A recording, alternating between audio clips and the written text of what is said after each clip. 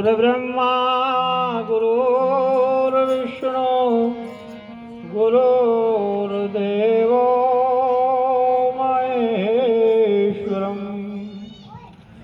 गुरुर्साक्षात् परब्रह्म तस्मै श्री गुरुवे नमः। गुरु चरण में गुण गणान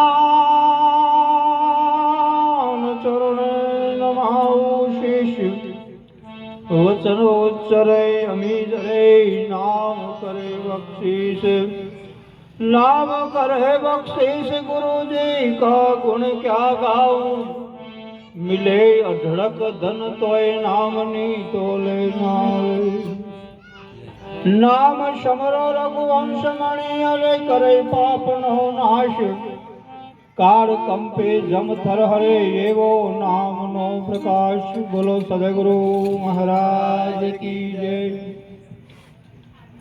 આજનો પવિત્ર યોગ ઓગણસ ગામની પવિત્ર ભૂમિ ગલાધરામ મહારાજ તથા સમગ્ર એમનું ભક્ત મંડળ મળી આ યોગ રચ્યો એ બદલ ખૂબ ખૂબ ધન્યવાદ। આજના આ પ્રસંગે ઉપસ્થિત તમામ મહાપુરુષો પરમ વંદનીય મુકેશરામ મહારાજના સાનિધ્યમાં આ સંત મિલન થયું, પરસ્પરસ દર્શનનો લાભ મળ્યો એ બદલ ખૂબ ખૂબ ધન્યવાદ। મહિમા જે ભક્તિ સત્સંગનો મહિમા છે એ મહિમા કોઈ વ્યક્તિનો મહિમા હોતો નહીં, વ્યક્તિગત અને વ્યક્તિનો મહિમા નહીં, આ મહિમા સદગુરુનો મહિમા છે।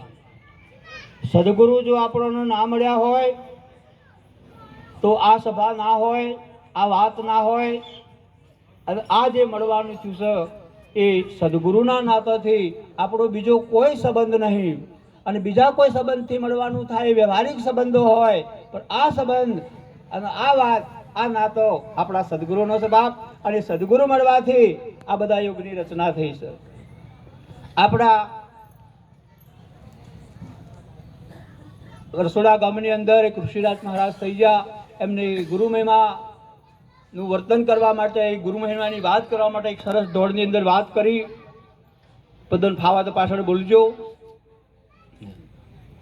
આજે તો ખૂબ જ્ઞાની મહાપુરુષો, મારા પ્રેમી સંત મહાપુરુષ શેઠ પાટણ જિલ્લો સરસ્વતી તાલુકો ખારેડા ગામથી પરમ વંદનીય જવનરામજી બાપુ પધાર્યા છે। એમના દર્શનનો સત્સંગનો લાભ મળશે એટલે એવા મહાપુરુષોને આપણે સાંભળવાના છે। એટલે મને ટાઈમ મળશે એટલે હું પૂરું કરી દઈએ। એટલે બોલજો બધા એ નવ જાય એ જબુ કડી થી જો મલી નવ જાય જબુ કડી થી જામલી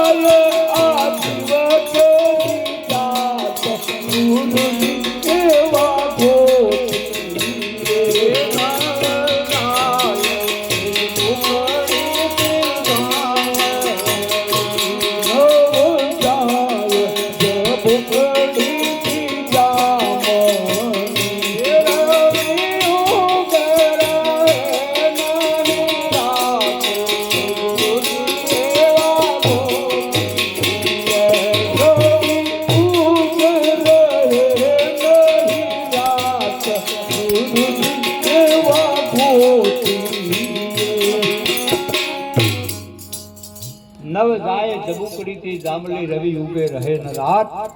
ગુરુજી એવા ગોતીએ અંધારી રાતનું અંધારું કાઢવું હોય, અંધારી રાતનું અંધારું કાઢવું હોય તો આપણે સિરીઝો લગાવો ને તમે આમ ઝબુક ઝબુક ઝબુક લાઈટ જાય છે એવી લાઈટ થાય, એવી ઝબુકડી થાય, એવી ઝબુકડીથી અંધારી રાતનું અંધારું ના જાય. કદાચ તમે આવા લેમ્પ લગાવો, આવા લેમ્પ લગાવો તો અંધારી રાતનું અંધારું જાય. તમે બેટરીઓ કરો એનાથી અંધારી રાતનું અંધારું જાય? અંધારી રાતનું અંધારું ના જાય બાપ.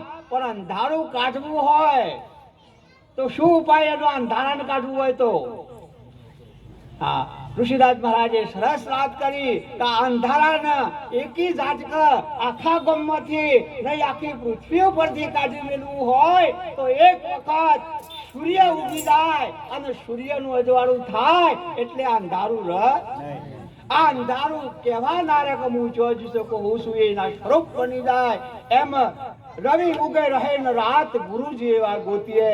જ્યારે જ્યારે સદગુરુ આપણને મળી જાય અને સદગુરુની વાત આપણી ઘેરમાં બેહી જાય, સદગુરુની વાત આપણને સમજણ પડી જાય અને જ્ઞાન સૂર્ય ઉગી જાય, બાપ એની એકી ઘડી આ અંધારું બોધ સાંભળતો કરે બરમ આપણો જટ જણી જાય આ જીવકેરી જાત. ગુરુજી એવા ગોતીએ.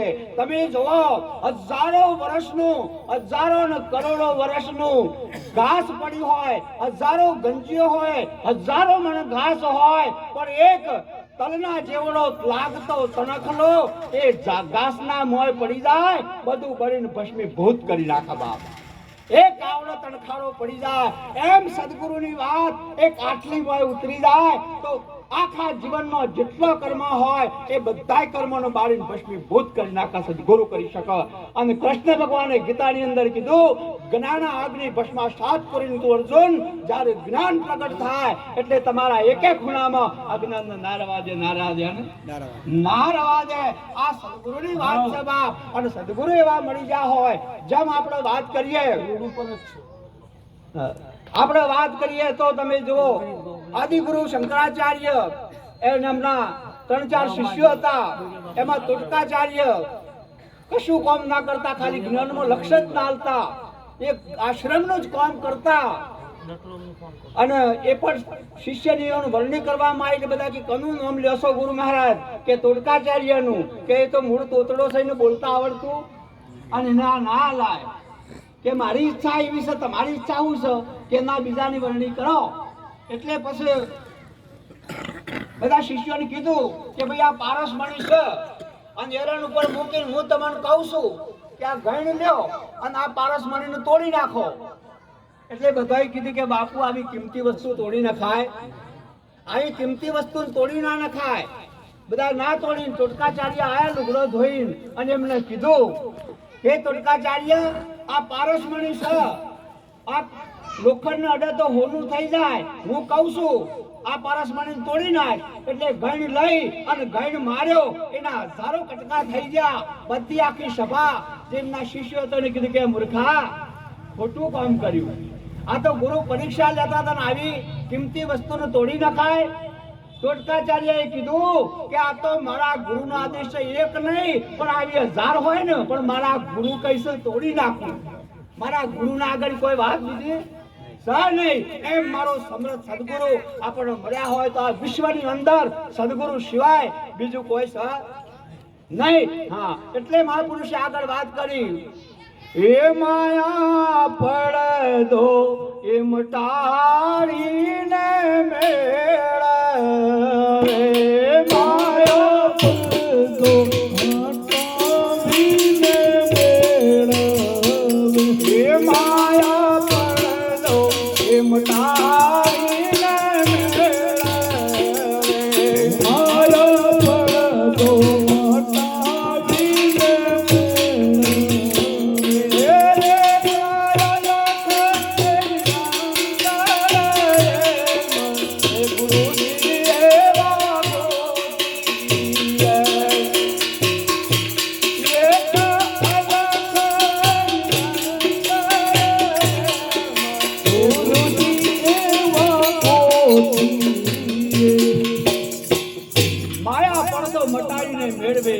નિરંતર એમ જીવા પોતે તમારે આ સદગુરુને મળવા માટે આ જ્ઞાનનો પ્રકાશ કરવા માટે જે પડદો આડો આવતો હતો એનું આ મહાપુરુષને એવું કેવું છે કે તન મન ધન અને શીશ આ એક માયાનો પડદો હતો, બીજા કોઈનાથી હટાયો નતો. એ સદગુરુએ આખા વિશ્વની અંદર કદાચ સૂર્યનું અજવાળું થાય, સૂર્યનું અજવાળું બધા પોકી જતું છે, પણ એક જગ્યાએ એવી છે ને સૂર્યનું અજવાળું ના થાય, સૂર્યનું અજવાળું ના પોકે. અને એ અંધારું એવી જગ્યાએ છે જેના ગઢમાં અંધારું છે, સૂર્યનું અજવાળું પોકી શકે નહીં. એ તો સદગુરુ જ પહોંચી શકે બાપ. સદગુરુ સિવાય બીજું આ વિશ્વમાં કોઈ મોટું છે નહીં. અમે જ્યારે નિહાળમાં ભણતા તો ગણિતની અંદર એક ભૂમિતિ આવતી, અને ભૂમિતિની અંદર એ કંપાસના જે બધા પોખ્યા એનાથી માપ લેવાનું આવે અને દાખલા ગણવાના આવતા. એમાં એક લઘુકોણ આવતો, એક કાટકોણ આવતો અને એક ગુરુકોણ આવતો. એટલે લઘુકોણ હોય જેનું હોય, કાટકોણ હોય બેના વચલા કાટનું હોય, અને ગુરુકોણ હોય બધાથી મોટો હોય.